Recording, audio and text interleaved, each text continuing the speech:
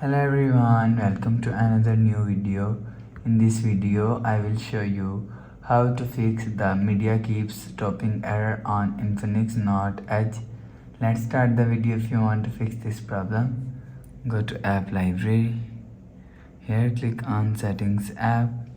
Now in Setting, scroll down to and click on System. After click on System, click on Reset Phone and click on Reset All Settings. Click on Reset, enter phone pin, click on this icon. You will see your problem is solved. But if it not solved, click on Settings App. Now in Setting, click on My Phone. You will check your software update is latest. If it not latest, update your software latest. After update software latest, go back to home screen. You will see your problem is solved. But if it's still not solved, so last solution is reset factory settings. Click on Settings app, scroll down to and click on System and click on Reset Phone.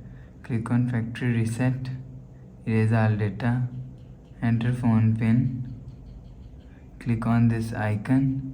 You will see your problem is solved. So that's how you can fix the media keeps stopping error on Infinix Note Edge. If you like the video, please subscribe. Thanks for watching.